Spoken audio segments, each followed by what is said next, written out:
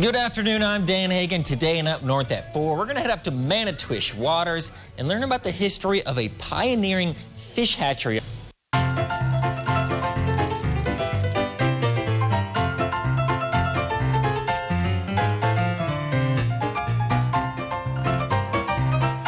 Welcome back to Up North at 4. We are heading up to Manitowish Waters today for our history segment. And joining us now is Jim Bokern. Jim, how are you doing? I'm doing well, Dan. Yourself? I am doing well, and I'm excited for this unique story. We have not had a story about a fish hatchery yet, excuse me. So tell me about that. Well, really, it's a three-phase project that happened in the Great Depression in Manitowish Waters, and the fish hatchery is probably most central. But we also modified fishing regulations and started the first fish lock, like a fish ladder, but it's an elevator to move fish upstream. So there's an enormous effort made by the community of Manitowish Waters to do fishery stewardship. And we led the state in all three of those categories, and I want to go over them with you. Sounds great. Let's do it. All righty. Well, if you look at the one image that I have, the fish hatchery and the fish lock are in close proximity to one another, just below the Rest Lake Dam. The fish way was the first item built in 1931, and then the fish hatchery was built in 1932.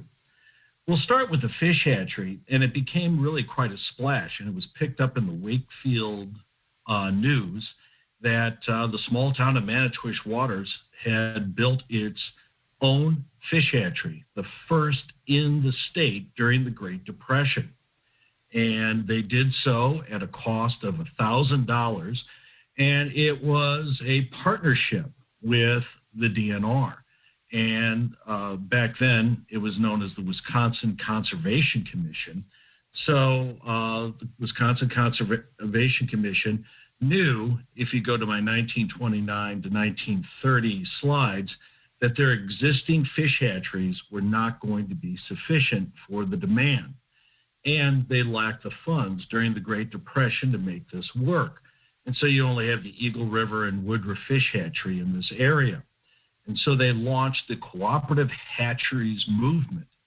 And our community, back then it was the community of Spider Lake, though it was called the Manitowish Waters Fish Hatchery, started its own hatchery. And if you look at the 1932 map of hatcheries from the Wisconsin Conservation Commission, I've marked with a yellow arrow, Spider Lake, also Manitowish Waters. And we started this entire process, and it became a point of great pride. If you look at the newly constructed image of the fish hatchery, you can see a gentleman standing out the front door of it, and it was a point of achievement and pride throughout the community. It was manned by both Wisconsin Conservation Commission folks as well as town residents. They would actually go out with fyke nets, which are long hoop nets that are still used by the DNR today, and safely capture walleyes for the most part. And then they would strip them of eggs and milt and return the fish ever so gently back, because again, the whole focus here was that notion of stewardship. During the Great Depression, there was a lot less money moving around, and any community that could boast of a great fishery was going to enjoy more tourist travel and more of that all-important commerce. If you look at the interior of the fish hatchery in Manitowish Waters, you can see the picture of all the eggs being set up and the ponds for the fry and alike, and then they were all maintained by a group of 3 local residents who worked closely with the Wisconsin Conservation Commission. Well, this became a big hit. And if you look by 1936, there are all sorts of municipal and community fish hatcheries that start popping up throughout the North Woods. In Pelican Lake, Pine Lake, Sainer, Fish Trap Lake, Big Lake, Mercer, Glidden. So again, the Rest Lake Fish Hatchery, the Manitowish Waters Fish Hatchery, was a leader in this. We got some really nice pictures of the Mercer Fish Hatchery. And again, it was a great point of pride for that community. Right below Lake of the Falls, the fish hatchery operated. And you can see in those images a lot of the timber still piled up there from the log driving era. And another picture looking upstream at the Lake of the Falls.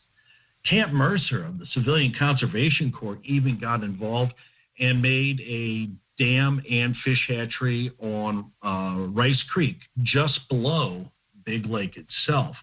And remnants of that dam still stand there today. What's really kind of interesting is that Manitowish Waters continues to have a strong stewardship in fisheries, and we have a strong chapter of Walleyes for Tomorrow, as run by the Kramer brothers and other community members, that really continues this mission today. But we're not done. We're busy with the Barr Fish Lock next. All right, Jim, we're going to pause you right there. We'll be right back after the break to continue this story. So Barr is a gentleman who is from Ironwood, Michigan, and Wisconsin fisheries experts had a strong opinion that the real decline in fish populations was because of all these dams from the logging era, blocking all the spawning. And fish ladders hadn't worked well in the area as they head out west for like salmon and so on. So this gentleman by the name of Barr created this really interesting fish lock, which is actually a fish elevator. There's a nice picture of it next to some literature we have. And it's a big square concrete structure to the right of the Rest Lake Dam. And we have all sorts of shots from his literature to show you how it operates. And we see that it had an exterior water tripping system that after a period of time, water would flow in and it would lift an interior gate. The fish were drawn into this square elevator container by flowing water. Then the door would shut behind them. That would time then a release that would raise the water in this cylinder to the very top. And there was a little spillway that they swam out and they jumped over the dam. And it was the first one that worked. And people had a great deal of pride within this. We have a nice aerial photo with the orange arrow below the dam where the fish lock started, where they entered, and the yellow arrow at the top of the dam. It kind of shows how it allowed the fish to move. Many complained that the road that went over it, which was Highway 51 at the time, kind of limited the effect of this because the dam was a little bigger than it had to be to accommodate the roadway. And another problem they had is so many people wanted to watch the fish. So they were actually scaring the fish away as they would come in and try to get into the gates because it was absolutely a cool novelty of the area. They ultimately had to put fencing around the fish lock itself because people were going down there and messing with the fish. And it actually turned out to work pretty well. The data collected from this, because the Wisconsin Conservation Commission wanted this to be a data-driven model, came from setting fight nets again right where the fish lock exited into Rest Lake. And the DNR and locals every day would monitor the nets. We have a great picture of the whole town kind of showing up there in their Sunday best to watch these local partners and Wisconsin Conservation Commission men pull up the fight nets and absolutely go through the counting of the fish ritual. And over 2 years, they kept data. I have those data reports for you there. And it showed that the fishway was successful. So the first successful fishway, or the way to move over these dams, also happened in Manitowish Waters within a year of the fish hatchery opening. The final phase that we're going to go over is that the Wakefield News also reported that Manitowish Waters actually petitioned the state to change its opening day of fishing, to extend it an extra week to protect spawning fish.